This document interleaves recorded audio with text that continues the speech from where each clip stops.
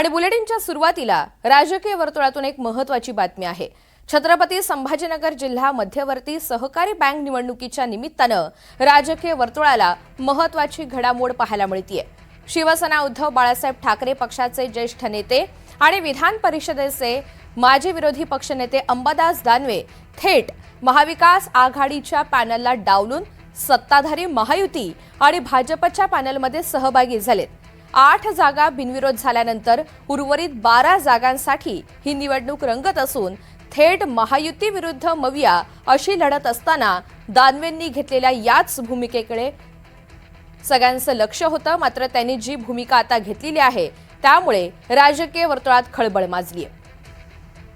माहिती जाणून घेऊयात, मोहसिन शेख आपल्या सोबत आहेत। मोहसिन, अंबादास दानवे यांनी जी भूमिका घेतली त्यामागे नेमकी काय काय कारणं आहेत आणि भूमिकेनंतरचं वातावरण नेमकं कसं आहे? नक्कीच या सगळ्या गोष्टीची चर्चेचं कारण एवढं आहे की गेल्या अनेक दिवसांपासून अंबादास दानवे भाजप किंवा शिवसेनेत जाणार अशा चर्चा सुरू होत्या। त्यानंतर त्यांना ठाकरेंनी उमेदवारी दिली आणि ते विधान परिषदेवर आमदार झाले।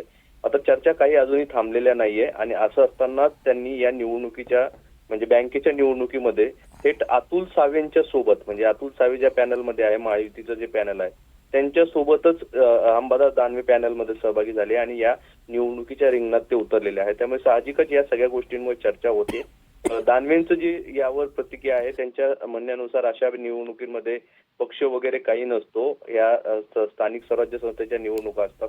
मात्र असं असलं तरी ही निवडणूक महायुती विरुद्ध महाविकास आघाडी अशीच रंगते आणि अशात दानवेंनी भाजपच्या नेत्यासोबत पॅनलमध्ये सहभागी हो किंवा महायुतीच्या पॅनलमध्ये सहभागी होणं हे राजकीय वर्तुळात खळबळ उडवणार आहे आणि याची चर्चा साहजिकच होते। आता या निवडणुकीत नेमकं काय पुढे होतं, निकाल काय लागतं हे पाहणं महत्त्वाचं असणार आहे। विशेष म्हणजे जो महायुतीचा उमेदवार होता दानवेंच्या विरोधात त्याने देखील आपला उमेदवारी अर्ज मागे घेतलाय, कारण त्याने माघार घेतलेली आहे। उमेदवारी अर्ज मागे घेतलेले, फक्त माघार घेतली। त्याचं म्हणणं आहे की दानवेच आमच्या महायुतीच्या पॅनलमध्ये आले त्यामुळे मी माघार घेतोय। त्यामुळे एकंदरीत दानवेंनी थेट महायुतीच्या पॅनलमध्ये जाणं यामुळे याची चर्चा होते आणि यावर आता त्यांची अधिकृत काय प्रतिक्रिया येते ते देखील पाहणं महत्त्वाचं। बरोबर आहे। ही निवडणूक जिल्हा बँक पुरती जरी मर्यादित असली तरी त्यांच्या या मोठ्या भूमिकेमुळे नव्या राजकारणाचे हे संकेत आहेत का, अशी सुद्धा चर्चा सध्या राजकीय वर्तुळात आहे। मोहसिन, धन्यवाद सविस्तर माहितीसाठी।